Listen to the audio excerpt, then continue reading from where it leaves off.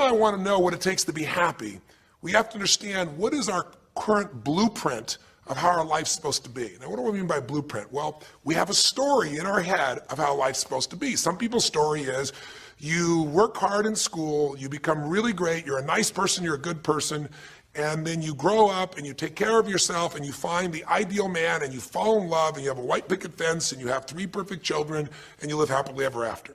Somebody else's story, the old story was you work really hard in school, you excel in college, you go to work for a big corporation, and you move up through the ranks until you're the president or chairman of the company and you become successful and respected throughout life. These are some old stories. Obviously, the stories that we hear today of what people's lives are supposed to be like are completely diverse. We no longer have these little archetypes, but one archetype still seems to remain. And that archetype is, in order for you to really feel like you're enough, many people believe they have to achieve an enormous amount. They may do it in different ways. They may do it by building a company and taking it public when they're 27 or 25 years old, or they find and create a new technology, or they become a very special doctor. But we live in a culture in the West that teaches people that you're not enough unless you do something really special and unique, and we define special and unique in interesting ways. A school teacher is not special and unique. A mother who stays home with their children day and night, sculpting their minds, their bodies, their souls, and their future is not special. We live in a world today where we treat teachers like they're nobody and pay them accordingly, and we wonder why our children seem to have challenges in learning and growing or being engaged in school. When we spend thousands of dollars on some item like a computer, but what we look at overall, we invest in for the teacher and for that person who's the personal connection with them is so small. We live in a society where many women look down and say, well, you're just a housewife, you're just a mother. See, some of the pain we have in our society is not because there's one right or one wrong approach, but because we try to make everybody fit into some particular approach to life. Here's what's going to make you happy or make you unhappy in life. It's real simple. Let's do a quick test. If you're in a situation right now where you look at your life, I know there's an area of your life that you probably feel pretty darn good about. Even if you're not happy with your finances, I bet you feel damn good close to your kids. Or if you're not close to your kids, maybe you don't have any kids, maybe you feel really good about your career. If you're doing not so good in your career, maybe you got a really great body that you've trimmed down or strengthened up, or you really shaped yourself the way you want, muscularly, or in the way you look. Or if that's not happening, maybe you feel a really special connection with God, or really close to your mother or father or your family, whatever. Almost everybody has an area of their life they feel really good about if they're honest and if they're fair to themselves. What's an area of your life you really feel happy about? And I want you to think about it for a moment, truthfully. What's an area in your life today that if you wanted to be happy about it, you really could feel proud about it? You could feel like it's an area you're doing darn well in. And if you're really hard on yourself, there's still an area. What's an area? I want you to think of it right now. And I want you to think of that area, whether it's your body or your finances or your career or your intimate relationship or your relationship with your kids or your relationship with your creator, whatever it is. I want you to think about, why are you happy with that area of your life right now today? Why are you happy with that area of your life right now today? Really think about it. If you were in a seminar with me, I'd have you write this down. And if you can put me on hold here for a second, because I'd like to reveal to you what the formula is for happiness. And if I say there's a formula for happiness and here's what it is, you're going to go, yeah, sure, that's what he says. But if you put down the answer and we can see the formula is real without me telling you what it is, you get to look at your own life and say it matches. You're going to know this is right. So you could stop this right now if you want, put me on hold, and just write down what's an area of your life you're really, really happy about, you're really pleased with, or you could be if you wanted to focus on it. And why are you happy with that part of your life right now? Even if you're not happy with everything, what's the area you're happy with and why? Put me on hold right now, or if you're not going to do that, just think for a moment. Why? Specifically, be real. Why? Now, when I ask this, if you turn me back on now, if I ask this of an audience, I'll have people write this down for a few minutes, and I'll call on people, and I'll say, share with the person next to you first. What are you happy about, and why are you happy in that area? And be specific. And after they share, I'll have people stand up, I'll call on a variety of people, and I say, ma'am, tell me, what are you happy about? And she'll say, well, honestly, I'm really happy with my body. She goes, I never thought I'd say that, but I used to be so unhappy with it, and I did some things, I pushed myself through, and now I exercise regularly, and I'm not perfect, but I feel fit, I feel strong, I feel energetic, and that's really, it just feels good to me. Now, I say to everybody, I'm now going to show you what the formula for happiness is. And it's real simple. I want to reveal it to you so you don't ever forget it. Whenever you're happy with an area of your life, it's because right now, your current life experience, I call it your LC, your life conditions, the conditions of your life conditions in that area match or are equal to your blueprint, your story, your belief about how life should be in that area. So this woman says to me, I'm really happy with my body because it's not perfect. Her blueprint is I don't need to be perfect, but it's so much better than it was. I'm fit and I'm strong and I have this energy. Her mental blueprint says I should be fit, strong, and have energy. I don't need to be perfect, but I should be that way. Well, when my life, my body matches how I think it should be, I feel good about my life. I'll ask somebody else. I'll say, tell me an area you're happy with. Someone else will say, well, I'm really happy with my career. And why? Well, I'm doing better than I even thought I would be. I mean, I'm ahead of the schedule of where I hoped I'd be at this stage. I'm working at this level in this company, and I have these skills and this ability, and it's even better than I thought. Well, once again, listen, this person's happy with this area of their life because their current life conditions in the area called their career are even better than they expected they would be, better than their blueprint, better than their belief of how it should be. If it's really better, you tend to be over the moon. One woman would say, I gotta tell you, I said, I'm the happiest I've ever been in my whole life.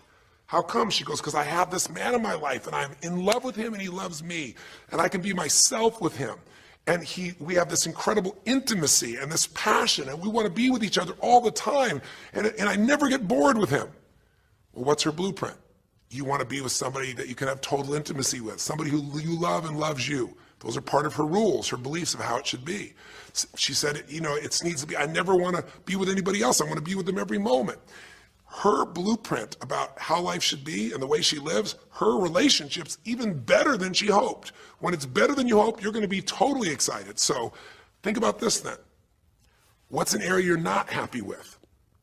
Let's see if we can find the formula for unhappiness. If the formula for happiness is to be able to meet your expectations or exceed them, that really makes you excited, but to be happy, you got to at least meet it. It doesn't have to be perfect. But if you generally are meeting what you expect you want from your life in that area, you feel good. Life conditions match blueprint, feel good. So what makes you feel bad?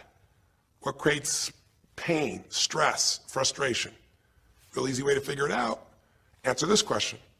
What's an area of your life you're not happy with?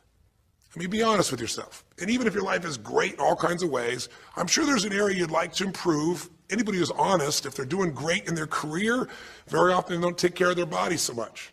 If they're really focused on their body, very often they find themselves in a position where they're not spending enough time with their kids.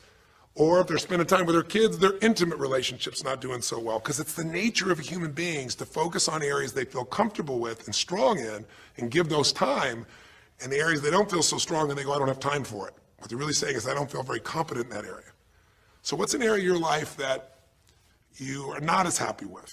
I mean, it's healthy, honestly, to look at areas and say, I don't like it, I want more. This whole concept of a breakthrough is about how do I close the gap between where I am right now and where I want to be.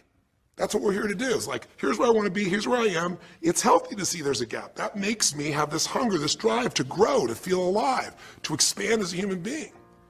So what's an area you're not pleased with? Is it your body? Is it your finances? Is it your career? Is it your spiritual life or lack thereof in terms of feeling connected in that area? Is it your kids? Right? What's the area? What's the area that's not where you want it to be? And then answer for a moment, why aren't you happy with that area of your life right now? Why specifically today are you not happy with that area of your life at this stage of your time of your life? Again, you can stop this and write it down. Might be useful for you. Or if you're going to keep it running, you can stop it and you'll turn it right back on and I'll kick into it. Do that now. Or if you kept it running, then I'll give you what happens. I have people write this down and they don't like this exercise so much. Well, I don't like my body, or I don't like my finances, I don't like my career, I don't like the person I'm in a relationship with, I don't like myself the way I'm in relationships. Why? And they write it all down. Have people share back and forth. I call on people and the lesson's pretty clear. I tell people in advance, here's the formula for unhappiness. I'll show you before you do anything else. When your life conditions, the way you're living your life today, does not match, it doesn't equal your blueprint, your story of how it's supposed to be, then you're going to have disappointment, frustration, or pain. If your life is way different than the way you think it's supposed to be, you can have enormous pain. If it's a little different, you might feel stressed. Make sense? So people stand up and they say, tell me, what's the area you're not happy with? And the person says, well, I'm really not happy with my finances. And I go, why? And they say, because I'm doing worse now than I was 5 years ago. I made mistakes in the market, and at this stage of my life, I should have this much money, and I don't have it, and I don't know how to change it, and it's making me crazy. And why are they crazy? You say, well, because they don't have their economic needs met. No, you cannot have your economic needs met, and you can still be okay, but when you have an idea, this is what my need is, and I did the wrong thing, my life doesn't match how I'm supposed to be, that's when people get a little crazy. See, think about it. If you grew up taking care of folding your own clothes, making your own meals, going to the store, doing the grocery shopping, cleaning the bedroom, cleaning the house, vacuuming, taking out the trash, and you did that your whole life, then if you have to do that later on, you don't feel like you have economic pain because you don't have a maid. But if you grew up in an environment where everything was done for you, you never have to work, and now suddenly you have to work incredibly hard to just pay enough money to pay your bills, and all of a sudden food is building up and the house is dirty and your clothes aren't folded and nothing matches, you might find yourself really angry and frustrated because you have a different story about how life's supposed to be than how it is. Someone else will say, well, I'll tell you why, because I'm in a situation now where, I'm 30 pounds heavier than I should be. Should be is the key word. There are people in all cultures who love being big. There are people that will walk around and someone else might think they're massively overweight, but they're going, I own this, honey, and they really, truly, they match their blueprint. Big is beautiful, because their idea is big is beautiful. I'm big, that's beautiful, matches my blueprint. Rock and roll, I'm happy as can be. Somebody else can look like a twig and be stressed out saying, I hate my body, because their blueprint says I should be the skinniest thing on earth, and I'm not skinny enough. Am I making sense? When your life conditions don't match your blueprint, you're going to have pain. But here's when you suffer. When I ask people, who here has been through the dark night of the soul? Who's been here in a situation where you feel like life isn't worth living, or we feel like a pain that just will never go away? And a lot of people write down those experiences, like Joaquin. So you begin to understand what the issue is I'm talking about here. Joaquin, if you recall, was in a situation where this man felt like there was no reason to live. He couldn't work, he couldn't do anything, his life was worthless. Why did he think that? Because he had a blueprint. And his blueprint said, I need to be an NBA basketball player, at least a professional basketball player. I need to be able to make money and have this great lifestyle, because that's what makes me worthwhile as a human being. That's what makes my family respect me, my mother, my uncles, my aunts. I'm the successful one in the family, and I make the money. I support everybody. He's a good man. He didn't come just to be successful. He took care of his mother, his family. He tried to be an inspiration for people. Joaquin Hawkins is a man who was always going out on his free time and training kids and showing them the pathway to freedom, how they could play basketball and get free like he did and get out of the inner city. So this man is not a selfish man, but he knew this is the way to be worthwhile. This is the way to be able to give to people. This is the way to take care of your family. And all of a sudden, one night, what happened? That way was taken from him. He has a stroke. In the middle of the night, his life conditions make it impossible to be who he has to be, or he feels like he's worthless. You get it? We have an identity. We have a story of how we're supposed to be. And if life somehow gets in the way of that story, we feel pain. But if we feel we have no control, that's when we go into suffering.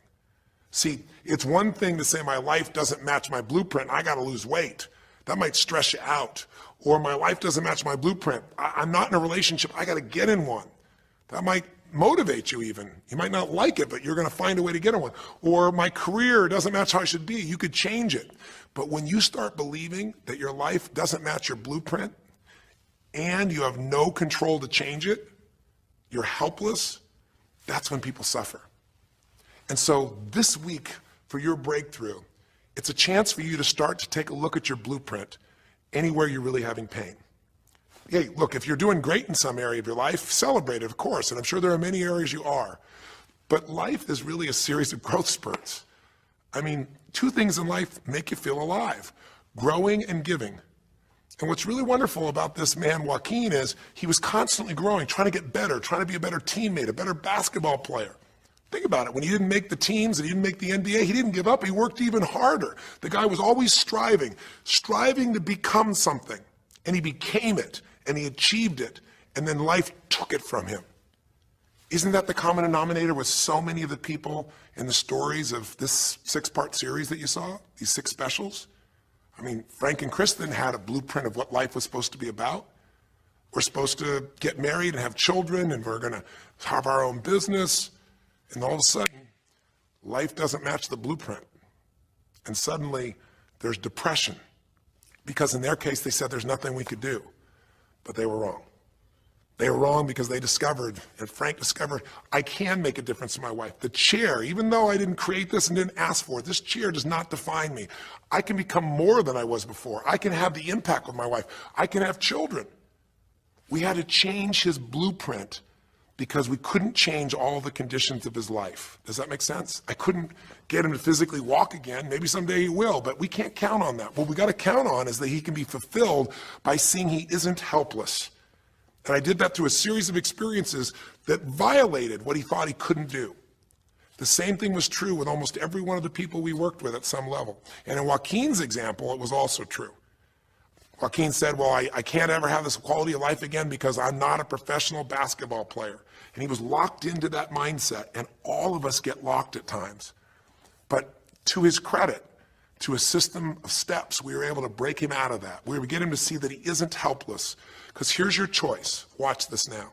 If you're suffering, if you're in pain, your life doesn't match how you think it should be, and you think you're helpless to change it, now you have only 3 choices. Choice 1, blame something. And that's what Joaquin did, if you recall. He blamed his coach. He blamed what happened to him. And of course, these things were outside his control. But he blamed his coach. And a big part of the healing, if you watch this session, was bringing his coach in and getting him to see, hey, you know what? All that anger, all that resentment inside of you, Joaquin, A, it's not based on the truth. And B, like Nelson Mandela said, having resentment in your soul is like drinking poison and hoping that your enemy will die. It doesn't work that way. And when Joaquin was able to break out, his breakthrough was a change in perception, to realize this coach wasn't stopping me. I just felt like I lost everything, and so I don't know how to change it, so I'm looking for something to be mad about, someone to blame, so I don't have to blame myself, or I don't have to feel so helpless. Because when you're angry, you don't feel so helpless. You feel strong for the moment, even though it's a fake strength. When he was able to make that breakthrough, he could stop blaming, because these are your 3 choices. When life doesn't match how you think it should be, blame something. An event, someone else, or yourself. As we talked about earlier in this series, blame games just destroy you. There's no progress when you blame. For the moment, you feel okay, but nothing changes. What are your real choices? You only have 2 choices in life. If life doesn't match your blueprint, you either have to change your life. That is, you got to say, you know what, my body isn't there, I'm going to go work out. My relationship isn't there, I'm going to change it. I'm not making what I got to make, I'm going to retool, I'm going to get a new skill, I'm going to go back to school, I'm going to start a business, I'm going to do something. You have to do something to change your life. Or, in order for you to be happy, if you can't change your life, you're going to have to change your blueprint. Usually in life, it requires a little bit of each. Does that make sense? And if you change your life and change your blueprint, you can have an extraordinary life. And what you witnessed this man do was, once he let go of his anger and his denial, once he started to look at things, he began to find, by spending time with his family, that he was worthwhile being loved whether he played basketball or not. Of course, he'd love to play basketball, but professional basketball was no longer a part of it. And we had to get Joaquin to shift that. And Joaquin is a metaphor for all of us, because all of us are going to have times in our life when what we want or think life should be like isn't going to match how life really is. Those moments, if we blame, our life goes into pain. If we change, we can change our life and match our blueprint. But we have to also know when it's not within our control. And that's how we're able to make a shift and change what our story is for our life, what our expectations are, not by lowering them, but by changing what that model really is. I hope this makes sense to you. I'll give you a great example.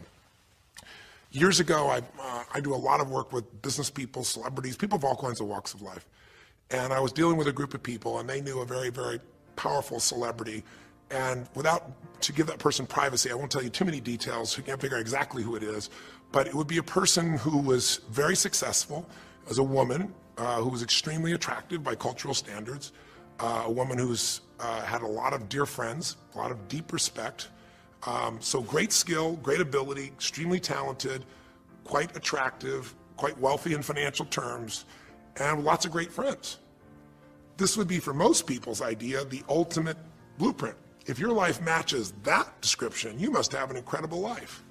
But ironically, this particular individual, as famous as they were, was depressed all the time. They had seemingly everything, and yet the person was depressed. How do you get depressed when you're smart, and you're strong, and you're beautiful, and you got great friends, and you're rich, and you're famous? Well, it's real simple. People said, I don't know what it is. Everyone's tried to help her. She's been through counseling. She's got all these different drugs. Nothing's working. She's taking antidepressants, and she's still depressed, which is not uncommon, by the way. Because if you change the way you feel physically, but you still see your life doesn't match how you think it should be at some level, and you feel like you're helpless to change it, you're going to be depressed. So I said, bring her to me. I said, I can help her. I know that sounds like hyperbole, but I absolutely can help her. Well, how do you know that, Tony? Because I already know what the problem is. I know if someone's depressed, it's because they feel helpless because their life doesn't match how they think it should be. I just don't know what her blueprint is, but we'll find out what it is, and we'll either help her change her life, or we'll help her change her blueprint, or both. Long story short, and very quickly, I'll tell you the core of it. She came to me and she spent maybe the first half an hour telling me, apologizing, saying, I know I should be happier. I know it's silly for me to be depressed. I don't know why I'm so depressed. I know I should be grateful for what I have, and I am grateful. And it was all these reasons why she knows she should feel good, but still didn't. And I tried to finally explain to her, listen, I don't care about that. I care about you. The fact that you're not happy has nothing to do with what you have or don't have. The fact that you're not happy is that your life doesn't match the way you think it should be. And you have some idea of how you think it should be. And worse, if you're this depressed after all this time, you feel like you can't do anything. You have no power to change it. You feel helpless. And she looked at me in a certain way, and I said, so what is that? What did you want your life to be like? She goes, well, it sounds stupid. I said, it's not going to sound stupid to me. She said, well, I don't know. I just always, since I was a little girl, dreamed that I would be married, and I would have 3 basically perfect children, and they would love me totally, and I loved my husband, he loved me, and I said, okay, so how's that working for you so far? And she said, well, I think you know, because she's a pretty famous person. She said, I'm divorced twice, I have no children, and I'm now X age. And to give you a clue, that age would be an age where having a child, your own natural child at least, barring a medical miracle, was not going to happen. So I said to her, well, why don't you just adopt? She goes, no, that's not it. And so what I had to dig under is, remember we talked in one of the earlier sessions about there's the surface problem and then there's the deeper desire or need. So I said to her, I said, well, what if you couldn't have the husband but you could have the kids? And she smiled and she said, I'd take that. I said, well, why not adopt a kid? She goes, no, it has to be my own blood children. So I kept digging to find out what was behind her blueprint. Because your blueprint is just a projection of what you think you need to be happy. But as human beings, we're notoriously ineffective at knowing it's going to make us happy. So much that we think we're going to make us happy, we get there and we go, is this all there is? So many things that we think are going to make us miserable and we can never deal with, we go through it and we can handle it. We're not good at projecting these things. All kinds of studies will show this. So I said to her, well, what are you hoping to get from these 3 children? Why do they have to be your blood children? And she finally said, well, if they're my blood children, I know they'll always love me. They'll never leave me. What was she looking for? Unconditional love. She had this big blueprint that said, White House, picket fence, 3 children, perfect husband, all these different things. But what was behind that was a need to feel like she could have love that would be certain and wouldn't go away. So I can help her meet that need. So I said to her, I said, well, maybe one reason you don't have a husband is because every time you look at one, you're trying to figure out if he's going to get you those 3 kids in time and how that's going to happen. And maybe he feels a little stressed when you're looking at him this way because he can feel what's going on behind your bed, even if he doesn't know what the words are. And she started to laugh. She goes, I guess I've probably been that way a good portion of my life. And she goes, people wonder, why I'm so uptight. I said, you're uptight because you felt like you're running out of time trying to meet some picture. But I said, all you really want is love. I said, don't you have a lot of love in your life? Tell me about your friends. And gradually, I got her to start seeing this love that she was trying to get was already here. It didn't match the picture. Maybe we could paint a new picture of what life could really be like and make sure that picture met her deepest needs. That's basically what we did with Joaquin. Joaquin wanted to be a professional basketball player because he loved basketball, yes, but also because he wanted to be that man who was a leader. He wanted to be the man who was the good man. He wanted to be the one who brought energy to people. He wanted to be the man people would look up to. He wanted to be the man who could take care of his family in style, all of his family, not just his daughters and his wife, but other people as well. Underneath it all, he wanted to know that he mattered. And through the process that you saw in this show, he began to find out that he didn't need to be angry at the world, that yes, his blueprint was taken from him, but his soul and his ability to be a special human being that could touch other people was not taken from him. That maybe his real gift was his ability to inspire young kids, his ability to get himself to do whatever it took. How did he become a professional basketball player? Unbelievable discipline, unbelievable drive. He started bringing that to picking up trash, and the game started to change. He started to have fun there. He could come home and take care of his kids and pay his bills. That doesn't solve everything, but it gives him a way to suddenly regain himself. When he sat around with all of his family, and you saw part of those scenes, and if you watch little areas of browsing this week, you'll see some more scenes from his family where you see him begin to realize they love me whether I'm rich or poor. They love me whether I'm a professional basketball player or not. They love me. That's what he was really after.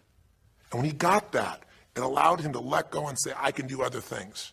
That doesn't mean he won't have challenges. We're all going to have challenges in our life. It doesn't mean that at times he won't wish he's doing more, but he's no longer stuck. He's broken through because he now knows I have control. I can change my life or I can change my blueprint. And when I do, I can fulfill it. I can start to feel that aliveness. Now here's the trap. What do you think happens once you fulfill your blueprint regularly? Once you figure out how to do what you always dreamed of? You always dreamed to live a certain way, and now you're living that way every day. Well, the human nervous system, the human spirit needs to grow. So pretty soon you'll get bored with that and you'll come up with a new blueprint. That's part of life that's exciting. See, if you and I from this day forward are going to be happy, just remember what we've said. It takes two things, grow and give. A meaningful life comes from growing, that sense of progress, and it comes from having life not just be about me, but about we, doing something that makes me feel connected to other people besides myself. That growth, that sense of contribution fills a deep spiritual need that we all have. If you are unhappy in your life, you got three choices, really two. Blame, that's not a choice, it's not going to work. Don't blame someone else, don't blame the event, don't blame yourself. Just figure out what you're going to do to change your life. That's my specialty. If you like my coaching or my team's coaching, come visit with us. Come to an event. Come get a coach. Come through a program, and we'll guide you through it more than just a few minutes like this, and we'll do it directly in an environment that'll shift you. Or change your blueprint. You're going to have to rewire what's going on inside, and that's what we focus on as well. So I hope this journey has been an interesting one for you. I hope it's opened up your eyes to what it takes to go from where you are to where you want to be. It takes changing your emotional pattern. It takes bringing presence to your life. It takes realizing you have no problems compared to somebody else and putting your life in perspective. It takes the ability to deal with those extreme stresses that happen in your life by questioning your limiting beliefs. And again, we'd love to coach you and show you how to change those in a permanent way where it happens automatically, just like lifting weights so often until the muscle's always there and you find yourself able to follow through. It takes for you to be able to figure out how to deal with crisis and how to turn it around. It takes facing your fear. It takes pushing yourself through what used to stop you.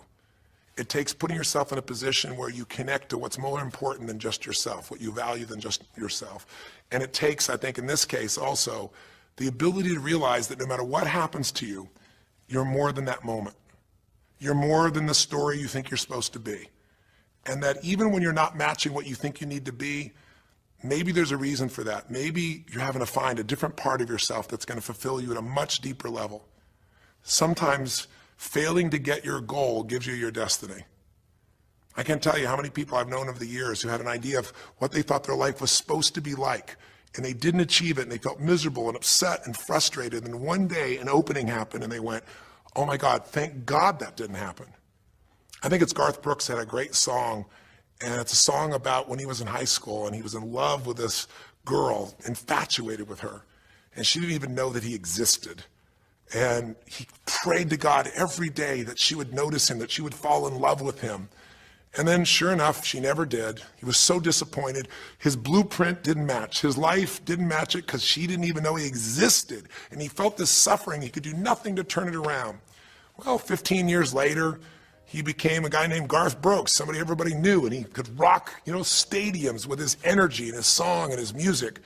And he goes back to be at his high school reunion. I think it was his 15-year reunion, if I remember correctly. I don't remember the exact year, but all I remember is he said he saw that woman that he was so obsessed by. He was looking forward to seeing her. And now he was Garth Brooks, and he met her. And after he met her and spent some time with her, he wrote a song called Thank God for Unanswered Prayers.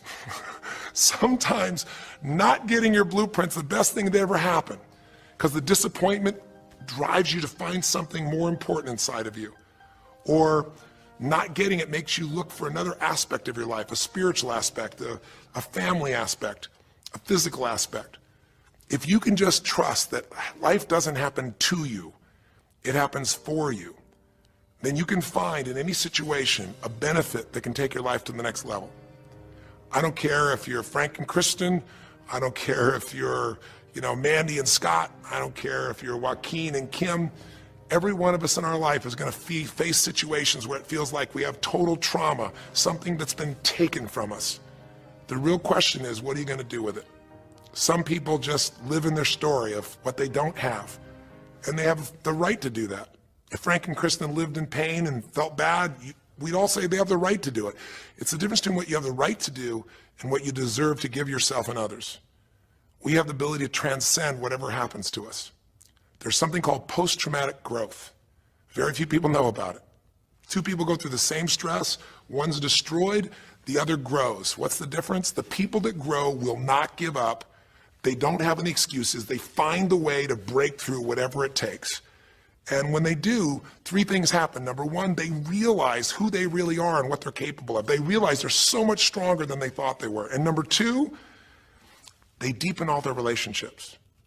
You want to know who really cares about you, who you love and who loves you? Go through some tragedy, go through some hard times. All your Facebook friends go away.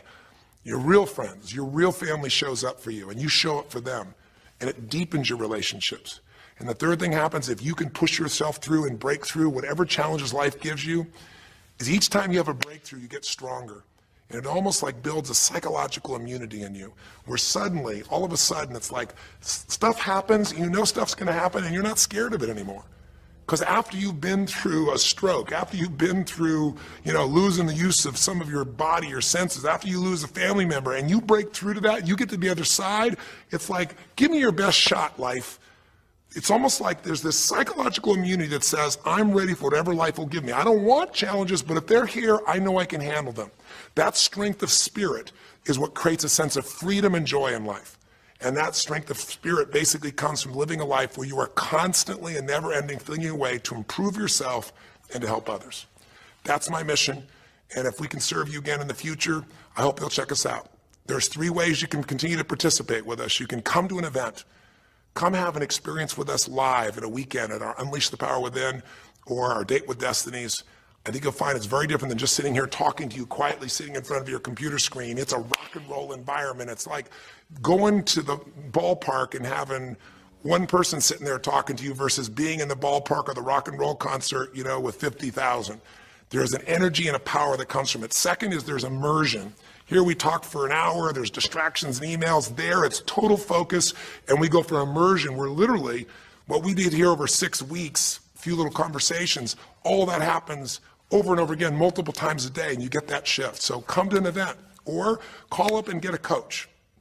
We have people that you can work with and have a free coaching session and make sure it's really valuable for you. But these are people that can check in with you to help make sure you break through, you make the changes you want to make in your career or your finances or your body or your emotions or whatever area matters to you. And finally, lastly, and probably most importantly, every day you got to feed your mind.